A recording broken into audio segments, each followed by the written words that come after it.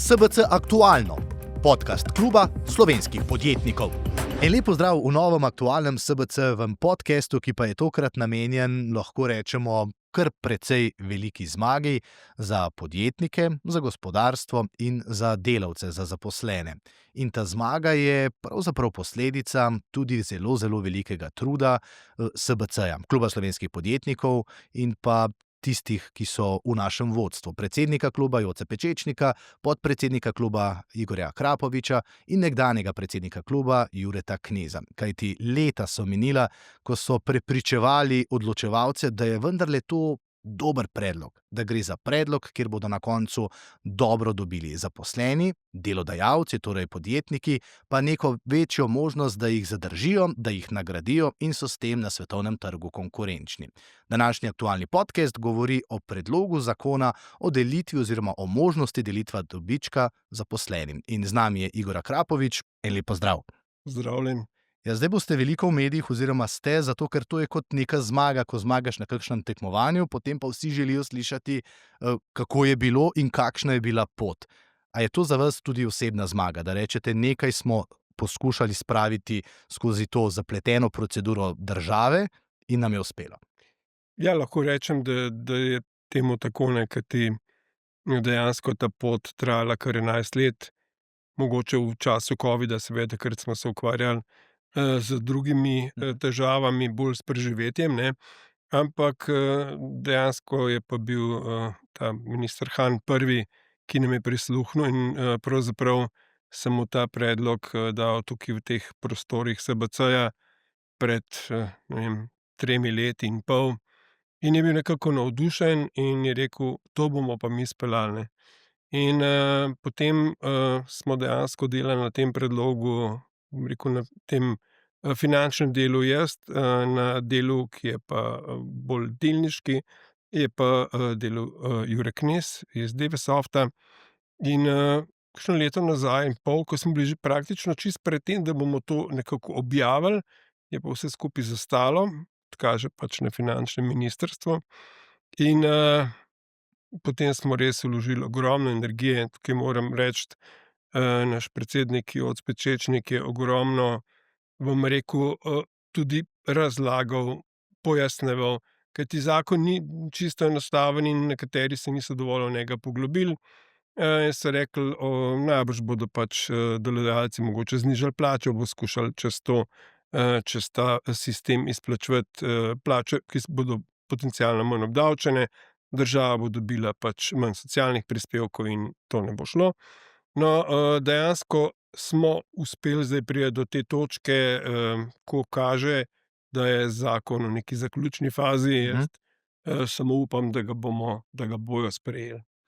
Ja, zdaj moram vprašati seveda, ne, kaj ta zakon prinaša? Saj, ko preberemo, je jasno, vendar je lahko zdaj podjetje, ki je na koncu leta imelo nek dobiček, ta dobiček izplača ne zgolj lastniku, ampak tudi tistim, ki so ga ustvarili in s tem motivira zaposlene, jih obdrži in tudi ta konkurenčnost potem z ostalimi podjetji v panogi se seveda poveča, ne.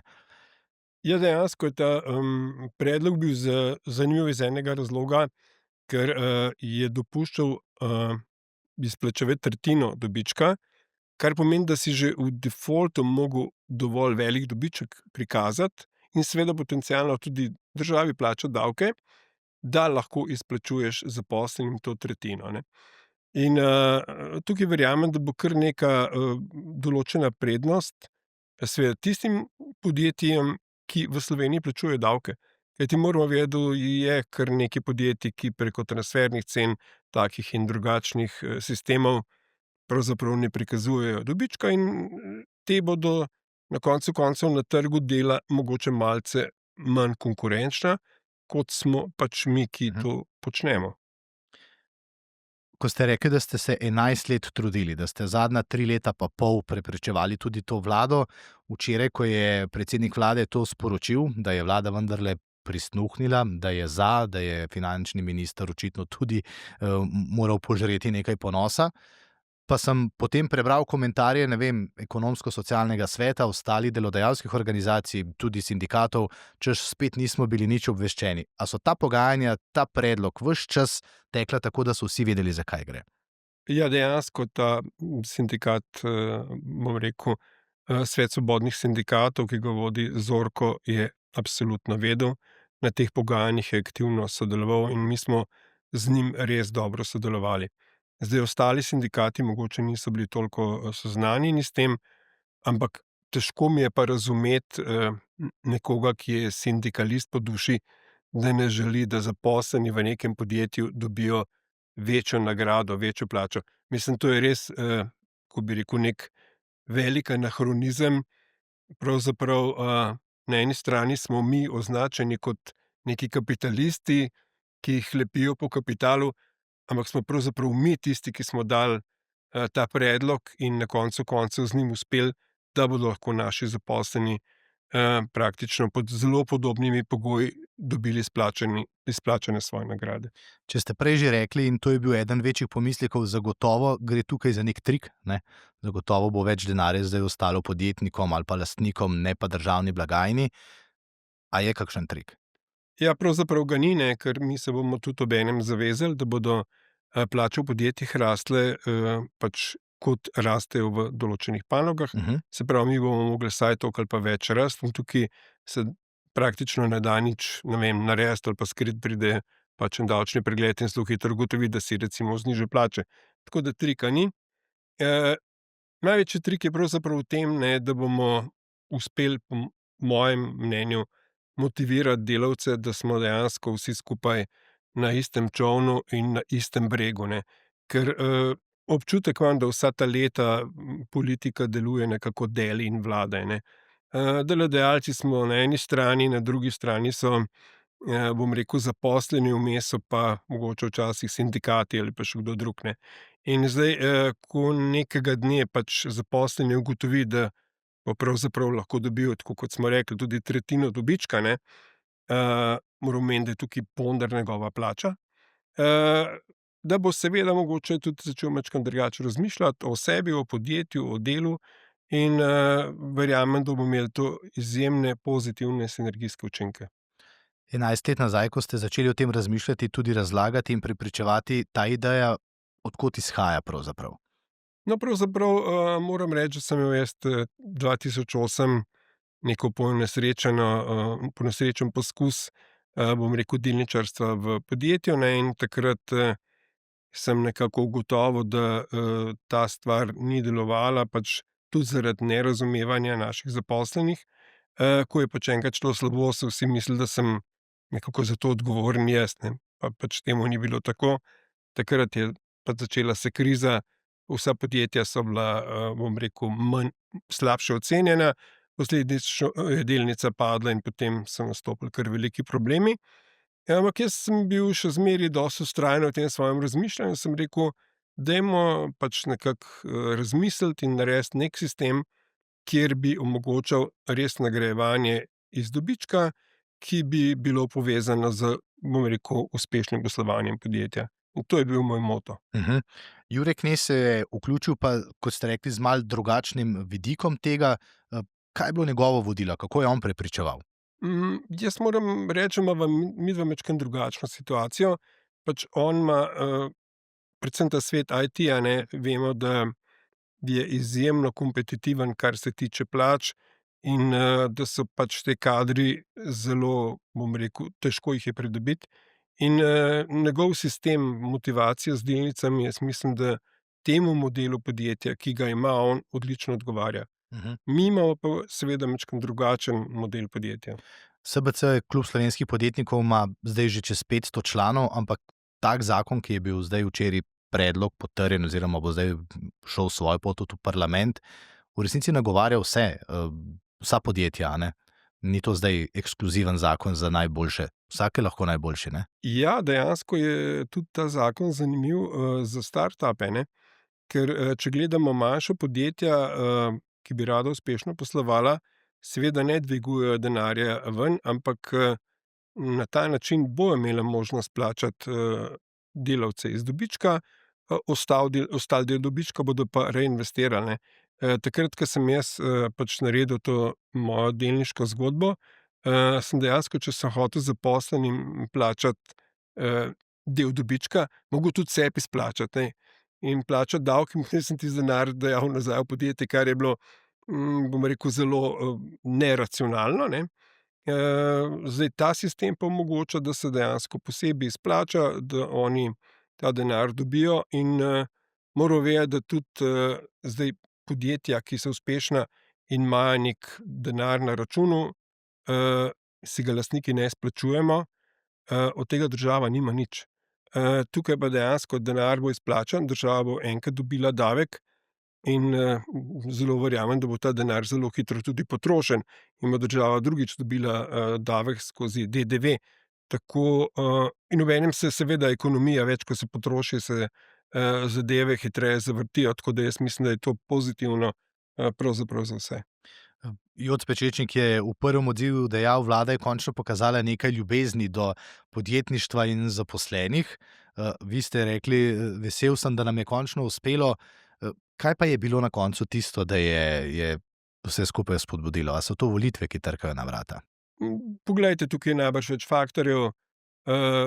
Ena je sigurno naša vztrajnost, moja, od gospoda Pečečnika, od Jureta Kneza in še vseh ostalih, bom rekel, tudi članov našega upravnega odbora, ki smo vztrajno delovali v to smer.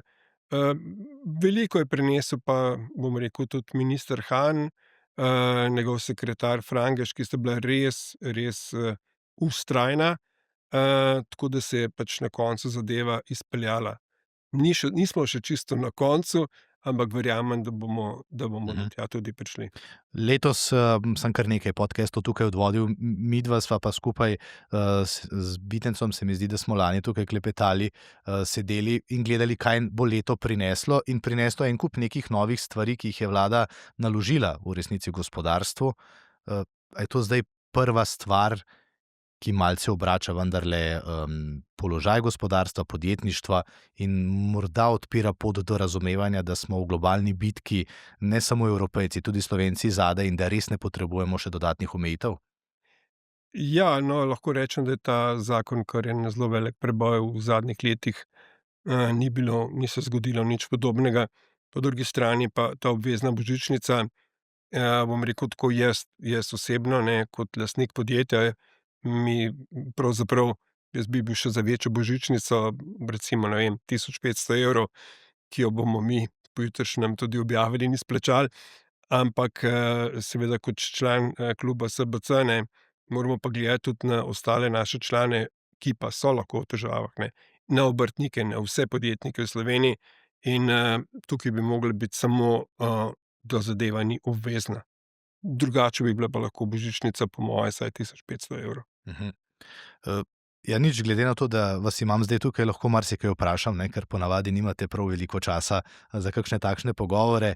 A je bilo leto 2025 dobro leto drugače za vaš posel, za vašo panogo? Ja, lahko rečem, da je bilo relativno dobro. Zadeve se tako malo presenetljivo vrtijo.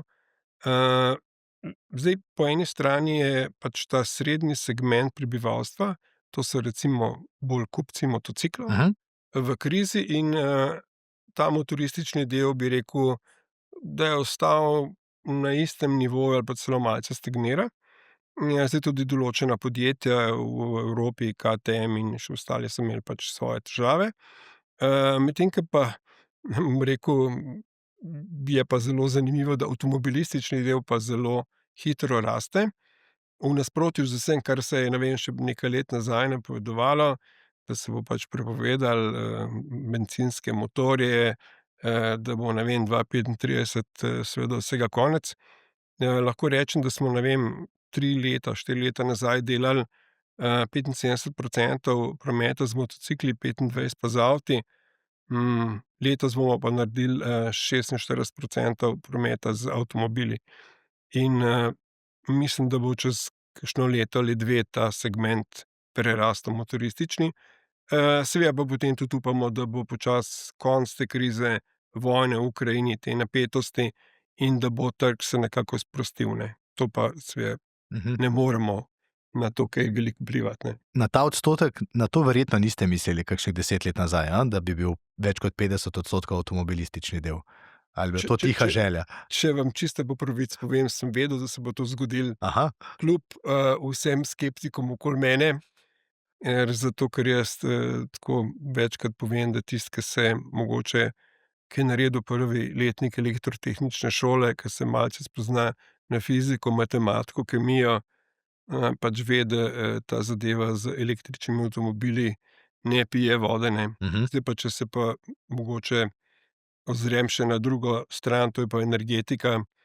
Pri nas v Sloveniji, ne, zapira se TEŠ. Po vseh napovedih, ki jih poznamo, bomo rabili do leta 2050 še enkrat več elektrike, kot jo proizvajamo trenutno. Po tretji strani, ne, bo pa dejansko avtomobili, toplotne črpalke in AI bodo vsi ogromni porabniki elektrike, ne. In zdaj mi pa celo to zmanjšujemo, ne. Ampak to ni samo pri nas, to je tudi v Nemčiji pa še v drugih državah. In enostavno te energije, elektrike za električne avte ni. In ne vem, pač fizika ima svoje zakonitosti. Zdaj ste me kar sami peljali na to področje o energetiki, kjer ste prav tako bili aktivni v letu, ki se poslavlja, pa tudi v prejšnjem letu. A smo pa v tem letu morda v Sloveniji vendarle naredili vsaj kakšen preboj, kar se tiče premisleka? A ne rečemo oziroma slišimo, umešča se v prostor zdaj drugi blok jedrske elektrarne Krško. Vemo, kaj se je zgodilo z referendumom, ki ga potem seveda ni bilo, ampak a je politika vendarle tukaj naredila vsaj neko domačo nalogo, da nas pripravi, kaj potrebujemo? O tem, koliko bomo potrebovali energije, je jasno, kje, ne in kako, no tukaj pa nisem povsem prepričan. No, številke so poznane iz študija, ki jo je pripravil doktor profesor Jože Podamjan. In dejansko se je res začelo nekaj premikati. Tako da imamo tudi jutri neko konferenco na to temo.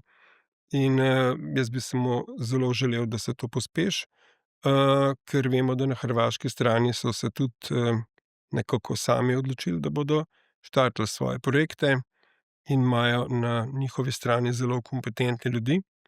Žal med njimi tudi potencialni vlagatelji, ki smo jih imeli mi nekako, v rokavu za našo elektrarno. In jaz samo res upam, da jo bomo čim prej začeli postavljati, da nas ne bojo drugi prehiteli, ker zmeraj je bolje biti prvi, ne, kot pa zadnji. No, v dirkah kar zmagujete. Koliko naslovov ste letos osvojili? Ja, letos smo jih pa osvojili, mislim, da 16, no, tako da je kar zelo, zelo, visoko število. To bo težko premagati v prihodnosti. Pogledava še v leto 2026, kakšne želje ima Igor Akrapovič, glede na to, da je nekaj dobrih tekem in dirk in zmag v letu 2025 kar za vami. No, jaz pravzaprav želim samo, da se zadeva nadaljuje v tem tempu, kot jo imamo. Imamo, bom rekel, mogoče neko minimalno rast, predvsem zaradi tega, ker bo kar nekaj modelov se menjalo iz leta 2026 na 2027, tako da od 2027, 2028 pričakujemo kar konkretno rast. Mislim, da smo pa v fazi razvoja novih modelov. Pri vas nikoli ni mirno, a ne? Ne, res. Hvala lepa, da ste se za hitro ustavili tukaj v studiu, da sva pokomentirala zadnjo zmago. Ta se je bila na domačem političnem gospodarskem parketu in v resnici, to se pa zgodi redko, so zmagovalci vsi. In to je dobro, a ne? Ja, izjemno dobro. Hvala lepa. Hvala. Vam pa hvala lepa, ker ste bili z nami v tem kratkem pogovoru z Igorjem Akrapovičem. SBC-ju je namreč uspelo, Joc Pečečnik, Igor Akrapovič, Jure Knez in vsi ostali z upravnega odbora so odlično opravili svojo nalogo in odločevalcem vendarle predstavili pozitivne učinke, da se dobiček lahko razdeli med zaposlene in s tem v resnici na koncu dobijo vsi. Hvala do naslednjič in upam, da se bomo takole na hitro kdaj srečali večkrat, ker to bo pomenilo, da so zmage in premiki mogoči in da so se zgodili. Hvala. SBC Aktualno, podcast kluba slovenskih podjetnikov.